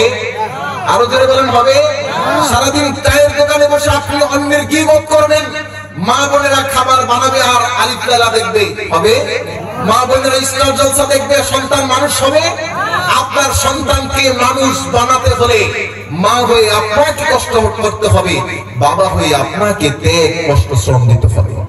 আপনি যেমন মাথার ঘাম পায়ে ফেলে সন্তানকে মানুষ করতে চান, ঠিক তেমনি ভাবে দিলের একটা ক্ষুধা আছে। এই দিল থেকে আপনি যখন ঘাম ঝরাবেন, আপনার ঘরে রাবিয়া বসরির মতো কন্যা হবে। আপনার ঘরের মধ্যে সিদ্দিক আকবরের মতো সাহাবায়ে কেরামদের মতো মর্যাদাপূর্ণ ওলি হবে। আপনার ঘরে আব্দুল কাদের জিলানী আল গিলানী হবে। আপনার ঘরে মুঈনুদ্দিন চিশতি হবে। মুঈনুদ্দিন চিশতি একবার মায়ের কাছে এসে বলতেছেন, মা জানেন আজকে আমার হাতে কয়েকদিন যাবত মিলে আমার হাতে হাত রেখে 6 লক্ষ মানুষ মুসলমান। কত লক্ষ? কয়েকদিন মিলে 6 লক্ষ মানুষ মুসলমান হয়ে গিয়েছে। মা বলতেছেন, এটা তোমার কোনো কারামতি নেই, এটা আমার কারামতি। বলেন না সুবহানাল্লাহ। কার কারামতি? মুঈনুদ্দিন চিশতির মা বলতেছেন, এটা তোমার কারামতি না, এটা আমার কারামতি। বলছেন, মা এটা আপনার কারামতি। লক্ষ মানুষ মুসলমান হয়ে গেলে কি হবে? আপনার কারামতি। আমার হাতে হাত দিয়ে মুসলমান হয়েছে। মা বলতেছেন, এই জন্য মুসলমান হয়ে যে তোমার হাত দিয়ে, আল্লাহর কসম করে বলতেছি, তুমি জন্মগ্রহণ করার পরে আমি ওযু ছাড়া কখনো তোমাকে আমার বুকের দুধ পান করে। এই জন্য আল্লাহ পাক তোমার মধ্যে এরকম আসর দিয়েছেন, তোমার হাতে হাত রেখে মানুষ লক্ষ লক্ষ মানুষ মুসলমান হবে। নারে তাকবীর, নারে রিসালাত, নারে গাউসিয়া। প্যারা হাজির। তো আমরা সন্তানকে এখন মানুষ বানাতে চাই, কিন্তু নিজেরা পরিবর্তন হতে চাই না। তো নিজেরা পরিবর্তন হতে চাই কি চাই না? আল্লাহ পাক বলতেছেন, وقضى ربك ألا تعبدوا إلا إياه وبالوالدين إحسانا এখন আসেন সন্তানদের নসিহত করি। আল্লাহ রাব্বুল আলামিন পবিত্র কোরআনে পাকের মধ্যে বললেন, সন্তান তোমার মা বাবার প্রতি ইহসান করো। মা বাবার প্রতি যদি ইহসান না করো তাহলে তোমার নামাজ, রোজা, ইবাদত, বন্দেগী কোনো কিছুর দাম নাই। কোনো কিছু দাম আছে? এই জন্য সেই ব্যক্তিকে তিনি পেয়ে গেলেন। তিনি যখন ওই ব্যক্তিকে পেলেন, তাকে বলার আগে সে বলতেছেন, আপনি কি আমাকে এই সংবাদ দেওয়ার জন্য আসছেন যে আমার হজ কবুল হয় নাই? বলেন না সুবহানাল্লাহ। বুঝতেছেন নি? আপনি কি আমাকে এই সংবাদ দিতে আসছেন যে আমার হজ কবুল হয়নি? মালিক বিন দিনার রাদিয়াল্লাহু তাআলা তিনি বলতেছেন, আমি এখনো তোমার কাছে আমার মুখের মনের কথা বলি নাই। তুমি কিভাবে জানলে যে আমি তোমার কাছে এই পয়গাম নিয়ে আসছি? গতকালকে রাত্রে আমি স্বপ্নে দেখেছি আল্লাহ রাব্বুল আলামিন তোমার হজ কবুল করেন নাই, এমন একটি ইলহাম প্রাপ্ত আমি হয়েছি। এই সংবাদ নিয়ে তোমার কাছে আসছি যে কি জন্য রব্বুল আলামিন তোমার হজটা কবুল করলো না। তুমি এবং আরেকজন ব্যতীত এই অঞ্চলের মধ্যে লক্ষ লক্ষ মানুষ আজকে হজ করেছে, সবার হজ রব্বুল আলামিন কবুল করেছে, কিন্তু তোমার হজ কবুল করেন নাই। আজকে 40 বছরের মধ্যে আপনি আসছেন, আমি মনে করেছি হয়তো এই সংবাদটা দেওয়ার জন্যই আপনি আসছেন যে 40 বছর হয়ে গেছে তোমার হজ কবুল হয় নাই। বলে কি কারণে তোমার হজ কবুল হয় নাই? বলে আমি একটা গুনাহ করেছি। কি করেছি? আমি একটা গুনাহ করেছি। আজকে তো আপনার আমার কাছে গুনাহ করলে আপনি আমি বড় বেড়া। এক ব্যক্তি না ঢাকার মধ্যে জগন্নাথ বিশ্ববিদ্যালয় মনে হয় 100 বলেন না 100 নারী ধর্ষণ করে সে ফেসবুকে স্ট্যাটাস দিয়েছে, সেঞ্চুরি পূর্ণ করলাম। অর্থাৎ এখন আমরা গুনাহকে গুনাহ মনে করি না। আবার কমেন্টে এসে বলে বাহ বাহ বাহ। কমেন্টে কি বলে? সে জেনা করে যত গুনাহগার হয়েছে, বাহ বলে তত গুনাহগার হয়েছে। কথা বলেন? এই যে আগামীকাল, আজকেই তো আছে কয় তারিখ? 13 তারিখ। আগামীকালকে 14ই ফেব্রুয়ারি। কতই ফেব্রুয়ারি? বিশ্ব বেহায়া দিবস। এই দিবস আসলে কত নারী নিজের সতীত্ব হারায়। আল্লাহ নবীজির পত্র প্রেরণ করতেন, এক জায়গা থেকে আরেক জায়গায় নিয়ে যেতেন, পত্র চিঠি নিয়ে যেতেন। বয়স মাত্র 16। কত? 16 বছরের যুবক। আল্লাহ নবীজির পত্র এক জায়গা থেকে আরেক জায়গায় নিয়ে যেতেন। তো পত্র নিয়ে যাওয়ার সময় একজন নারীর দিকে তিনার চোখ পড়েছে। নারীর দিকে তিনি তাকিয়েছিলেন। চোখ ফিরিয়ে তিনার মাথার দিমাগের মধ্যে আসলো আল্লাহ পাক তো কোরআনে পাকের আয়াত নাযিল করেছেন, কুল্লিল মুমিনিনা ইয়াগুদ্দু মিন আবসারিহিম। আল্লাহ পাক বলতেছেন, হে মুমিনগণ তোমার দৃষ্টিকে অবনত রাখো, যেখানে দেখলে গুনাহ হয় সেই জায়গায় তাকাবে না। সাহাবা রাদিয়াল্লাহু তাআলা তিনার দিমাগের মধ্যে আসছে, হায় আমি তাকালাম কোথায়? এই জায়গায় তো আল্লাহ পাক তাকাতে নিষেধ করেছেন একজন বেগানা নারীর দিকে। আর এখন আপনার আমার যুবকরা এখন বেগানা নারীর দিকে তাকিয়ে বলে, পরেনার চোখের পলক কি তোমার রূপের ঝলক? বলে কি বলে না? আপনারা হাসতেছেন, ঠিক লজ্জা হওয়ার কথা। এটা হাসার বিষয় নয়। আল্লাহ নবীজির সাহাবী যখন দেখলেন একটা নারীর দিকে চোখ পড়েছে, তিনার দিমাগের মধ্যে আসলো আল্লাহ পাক তো বলেছেন নারীর দিকে তাকাতেন, আমি করলামটা কি? আল্লাহ নবীজির সাহাবী আল্লাহ নবীজির পত্র এক জায়গা থেকে আরেক জায়গার মধ্যে প্রেরণ করতেন। আল্লাহ নবীজির সাহাবী তিনি মনক্ষুণ্ণ হলেন, ভারাক্রান্ত হলেন। বলছে, ইয়া রাসূলুল্লাহ, ইয়া হাবিব আল্লাহ নবীজি, আল্লাহ রাব্বুল আলামিন আপনার কাছে ওহী নাযিল করেছেন কোন বেগানা নারীর দিকে না তাকানোর জন্য। নবীজি এই চেহারা আমি কিভাবে দেখাবো? আল্লাহ নবীজির সেই বার্তাবাহক, পত্রবাহক তিনি দূরে চলে গেলেন যেন আল্লাহ নবীজি তার এই চেহারা আর না দেখেন। আল্লাহ নবীজি সাহাবায়ে কেরামদেরকে প্রত্যেকদিন জিজ্ঞেস করেন, এই সাহাবায়ে কেরাম, সাহাবা কোথায়? প্রত্যেকদিন দিন জিজ্ঞেস করেন সাহাবা কোথায়, আল্লাহ নবীজির খবর কোন সাহাবায়ে কেরাম দিতে পারে না। আল্লাহ পাক জিবরাইল আলাইহিস সালাতু ওয়াস সালামকে প্রেরণ করেছেন, হাবিব হাবিব আপনি কি আপনার সাহাবী সাহাবার খবরটা একটু নিয়েছেন কিনা? আল্লাহ রাব্বুল আলামিন জিবরাইলকে যখন প্রেরণ করলেন, আল্লাহ নবীজি দুইজন সাহাবী সালমান ফারসি রাদিয়াল্লাহু তাআলা আনহু এবং ওমর রাদিয়াল্লাহু তাআলা আনহুকে একসাথে প্রেরণ করলেন সেই সাহাবীর খবরটা নেওয়ার জন্য। যে সাহাবী 40 দিন যাবত কোনো খবর নেই, 40 দিন হয়ে গিয়েছে, সাহাবা রাদিয়াল্লাহু তাআলা আনহুর কোনো খবর পাওয়া যাচ্ছে না। যে সাহাবী একবার শুধু নারীর দিকে তাকিয়েছেন, গুনাহ কয়টা? জোরে বলেন, গুনাহ কয়টা? গুনাহ একটা। এখন আপনি আমি ডাকাতি করে বলে, এই জানোস আমার দাদা ডাকাত, আমরা ডাকাত পরিবারের লোক, আমার চিনোস, বলে কি বলে না? আজকে বলে আমার চিনোস, আমার দাদা মেম্বার, মেম্বারের নাতির যদি দাপট এরকম হয় তাহলে সে মেম্বার বলে কি করবে? কথা বলেন। বলে জানোস আমি কোন এলাকার মানুষ? আমি তো রাষ্ট্রপতির এলাকার মানুষ। বলে কি বলে না? এরকম করে আমরা গুনাহ করি, বড়াই দেখায়, আরেকজনের বড়াই দেখে আমরা গুনাহ করি এবং বলে জানো কি করেছি? আমি 7টা মার্ডার করছি।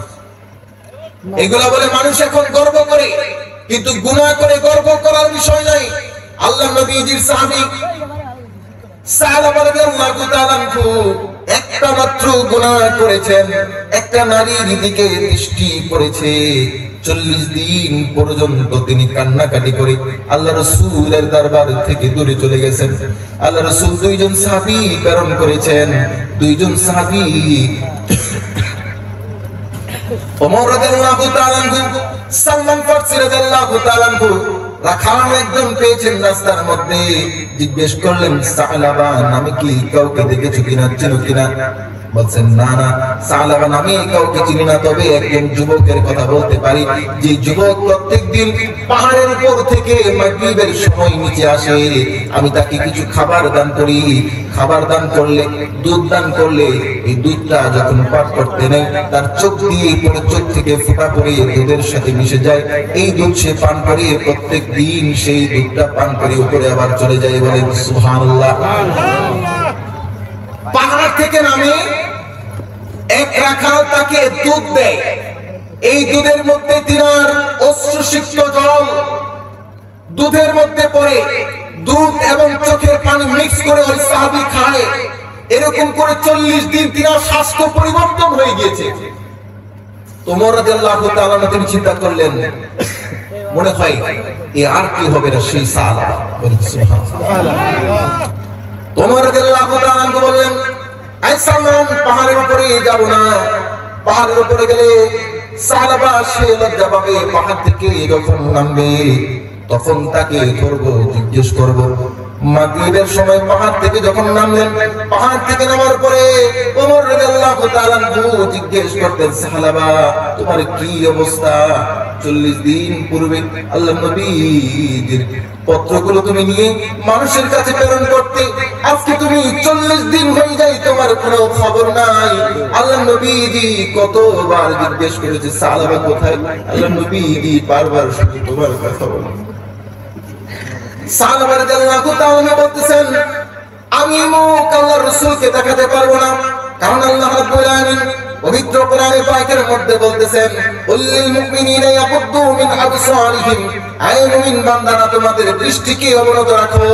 ওমর আমি তো এমন গুনাহ করেছি, রব্বুল আলামিন যেই দিকে আমাকে তাকাতে নিষেধ করেছেন আমি সেই দিকে তাকিয়েছি, একটা বেগানা নারীর দিকে তাকিয়েছি, তার পর্দা উঠে গিয়েছিল, আমি সেই সময় তার দিকে তাকিয়েছি। আমি এই চেহারা আল্লাহ রাসূলের সামনে কিভাবে দেখাবো? আমি যেতে পারবো না। ওমর রাদিয়াল্লাহু তাআলা বললেন, তুমি যদি না যাও তাহলে তোমাকে কিন্তু ধরে নিয়ে যাব। সাহাবা বললেন, ঠিক আছে, তাহলে আল্লাহ রাসূল যখন নামাজের মধ্যে দাঁড়াবে, বেলাল যখন ইকামত দিয়ে দিবে, সেই সময় আল্লাহ রাসূলের দিকে আমি যাব। আল্লাহ রাসূল যখন নামাজের মধ্যে দাঁড়িয়ে গেলেন, সাহাবা রাদিয়াল্লাহু তাআলা পিছন দিক দিয়ে এসে নামাজের মধ্যে দাঁড়ালেন। তার হালত পরিবর্তন হয়ে গিয়েছে, চেহারা পরিবর্তন হয়ে গিয়েছে, শরীর পরিবর্তন হয়ে গিয়েছে। কারণ কি? 40 দিন ভারী খাবার খান নাই, শুধু দুধ খেয়ে বেঁচেছেন, এরকম অবস্থা হয়ে গিয়েছে কিনা। আল্লাহ রসুল যখন নামাজে সালাম ফিরিয়ে সেই সাহাবীকে দেখলেন, আল্লাহ রসুলের চোখ মোবারক দিয়ে পানি বের হয়ে গেছে। সাহাবীর গুনাহ কয়টা? সাহাবীর গুনাহ একটা। আল্লাহ রসুলের দিকে তাকিয়ে সাহাবা কাঁদতে কাঁদতে শুয়ে পড়লেন। সাহাবায়ে কেরাম সেই সাহাবা যখন শুয়ে পড়লেন, সেই সাহাবীর মাথায় রাসূলের পাকের রান মুবারকের মধ্যে রেখেছেন। সাহাবী বলছেন, ইয়া রাসূলুল্লাহ, ইয়া হাবিব আল্লাহ, নবীজি, আমি এত বড় গুনাহগার, আমি এত বড় গুনাহগার হওয়ার পরে এই গুনাহগারের মাথা আপনার রান মুবারকের মধ্যে রেখেছেন। ইয়া রাসূলুল্লাহ, আমি তো অনেক গুনাহগার। আল্লাহর নবী বললেন, সাহাবা, তুমি যত বড় গুনাহগার হও না কেন, যত বড় পাপী হও না কেন, তোমার রব তার চাইতে বড় দয়াবান। সুবহানাল্লাহ। নারে তাকবীর, নারে রিসালাত, নারে গাউসিয়া। আল্লাহ রাব্বুল আলামিন আপনাকে আমাকে দিয়েছেন দয়া করার জন্য, মায়া করার জন্য। বড় বড় গুনাহ করলে আল্লাহ পাক আপনাকে আমাকে ক্ষমা করবেন, তবে যদি মায়ের সাথে বাবার সাথে বেয়াদবি করেন, আপনি আমি ক্ষমা পাবো। ওই যে বলতেছিলাম, মালিক বিন দিনার রাদিয়াল্লাহু তাআলা বলতেছেন, 40 বছর তুমি ইবাদত করো, হজ করো, তোমার হজটা কেন কবুল হয় না? কি এরকম গুনাহ করেছো? বলে, আমি এরকম গুনাহ করেছি, আমি মদ্যপান করতাম। প্রথম রমজানের দিন বাড়ির মধ্যে এসেছি, মদ্যপান করার নেশা আমার মধ্যে আসছে, মদের জন্য অর্থ নাই, আমি কি করব? কিছু কুল কিনা না পেয়ে আমার মায়ের সাথে খারাপ ব্যবহার করেছি, মাকে লাথি দিয়েছি, মাকে আঘাত করেছি। মাকে আঘাত দেওয়ার পরে আমার মধ্যে অনুশোচনা হলো। সকালবেলা মার সাথে যখন আমি খারাপ আচরণ করেছি, এই জন্য তোমার সাথে আমি আর থাকবো না। তো স্ত্রী যখন চলে গিয়েছে, তার হাত যেই পা দিয়েছে সে লাথি দিয়েছে, যেই হাত দিয়ে যে আঘাত করেছে, হাত সাথে সাথে কেটে ফেলেছে। কি করেছে? হাত কেটে ফেলেছে। তারপরে রব্বুল আলামিন তাকে ক্ষমা করেন, তার হজ কবুল করেন নাই। কেন করেন নাই? মায়ের সাথে বাবার সাথে বেয়াদবি করেছে। আমি আমার জীবনে কোন মাহফিলে, যখন মাহফিলে যাই, মা বাবার অনুমতি ছাড়া বের হই। আজকে আমার জীবনের প্রথম মাহফিল, যে মাহফিলে আমি আমার বাবার থেকে অনুমতি নিয়ে আসতে পারি না। আমার বাবা গত সপ্তাহে ইন্তেকাল করেছে। আল্লাহ পাক যেন তিনার জীবনের গুনাহগুলো মাফ করে দেন। আমিন। আল্লাহ পাক যেন আমাদের সকলের মা বাবার জীবনের গুনাহগুলো মাফ করে দেন। আমিন। যখনই কোনো মাহফিলে যাই, মাহফিল থেকে যাওয়ার পরে আমার বাবাকে বলি যে কিভাবে গিয়েছি আমাকে জিজ্ঞেস করো। আজকে চিন্তা করতেছিলাম, যেখানে দূরের সফর হয়, এই দূরের সফরে আমি যে বলি, বাবা এরকম এরকম এরকম অনেক কষ্ট হয়। যে আজকে যেরকম আপনাদের এখানে বাইকের রাস্তাটা অনেক, নদীর রাস্তা, আমি আমার বাবাকে বলি যে বাইকের রাস্তা এতটুকু, এত টাকা ভাড়া নেই, এরকম এরকম বললে বাবা তখন বলে যে অনেক দূরে থাকতা। আজকে সেই বাবাকে বলার আর কোনো সুযোগ নাই। আল্লাহ রাব্বুল আলামিন তিনার জীবনের গুনাহগুলো যেন মাফ করেন বলে আমিন। এখানে অনেক মানুষ আছেন যারা বাবার সাথে গল্প করতেন, মায়ের সাথে গল্প করতেন। কত বছর অনেকে মাকে নিয়ে রমজানের রোজা রেখেছেন। গত বছর অনেকে বাবার সাথে ইফতার করেছেন। আজকে হয়তো অনেকের মা বাবা নাই। মনে রাখবেন, যত গুনাহ করেন আল্লাহ পাক আপনার আমার গুনাহ মাফ করে দিতে পারেন, তবে মা বাবার সাথে বেয়াদবি আল্লাহ পাক মাফ করতে পারেন। মা বাবার সাথে যখন বেয়াদবি হয়ে যায়, সাথে সাথে মা বাবার কদমে যে মাফ চান, এছাড়া উপায় নয়। অনেকের মনের মধ্যে এই চিন্তা আসতে পারে, হায়রে এত বড় হয়ে গেছি, মায়ের পায়ে ধরে এখন যে মাপ চাইবে। আমার জানা মতে আমাদের বাড়ির পাশে একজন ব্যক্তি আছে যে মায়ের সাথে বড় অন্যায় করেছে। সে মায়ের সাথে কথা বলে না, মায়ের বড় সন্তান। তাকে বলা হয় যে তুমি মায়ের সাথে মাপ চাও, মায়ের কাছে যে মাপ চাও, তখন সে বলে যে মায়ের কাছে মাপ চাইবো, মায়ের সাথে তো আমার ছোট ভাইয়ের বউয়েরা থাকে, বউয়ের সামনে আমি কিভাবে মাপ চাই? এখানে এরকম মানুষ থাকতে পারে না যে আমার ছোট ভাইয়ের সামনে মায়ের পাটা কিভাবে ধরে, আমার ছোট ভাইয়ের বউয়ের সামনে আমি মায়ের বাবার পাটা কিভাবে ধরি। এই ধরনের চিন্তা যদি আসে, এই চিন্তা আপনাকে জাহান্নামে নেওয়ার জন্য যথেষ্ট। মায়ের সাথে বেয়াদবি করেছেন, বাবার সাথে বেয়াদবি করেছেন, আজকে যে মায়ের কাছে মাপ চান, আজকে যে বাবার কাছে মাপ চান, হতে পারে আপনি আজকেও তো আপনার বাবা ইন্তেকাল করতে পারে, আজকেও তো আপনার মা ইন্তেকাল করতে পারে। কারণ হায়াত এটা কি সুনির্দিষ্ট? বলেন, এখানে সুনির্দিষ্ট করে কেউ বলতে পারবেন না আমার মা আরো 10 বছর বাঁচবেন? আমি যেদিন বাবা ইন্তেকাল করে সেদিন আমি আমার একটা মাদ্রাসা আছে, সেই মাদ্রাসায় গিয়েছি। আব্বা ইন্তেকালের 10 মিনিট পূর্বে আমার ভাইও ছিল না সাথে, আমার বোনও ছিল না, আমিও ছিলাম না। 10 মিনিট পূর্বে আমার মাকে বলতেছেন আমি আর বাঁচবো না, সন্তানদেরকে ফুল দাও। 5 মিনিটের মধ্যে আমি আসছি, আমার ভাই আসছে, আমার বোন আসছে, আমি উচ্চ আওয়াজে বাবাকে কালমা শরীফ পড়াচ্ছি,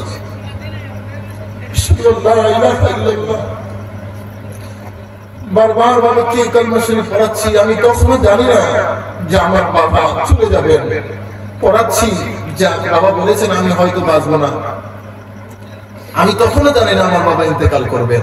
তবে মানুষ চলে যাওয়ার সময় একটা জিনিস নিয়ে যায়, সেটা হচ্ছে ঈমান। কথা বলেন, আপনার যদি এরকম সুযোগ হয় যে একটু হায়াত পেয়েছি, আজকে যে মা বাবার কাছে ক্ষমা চান,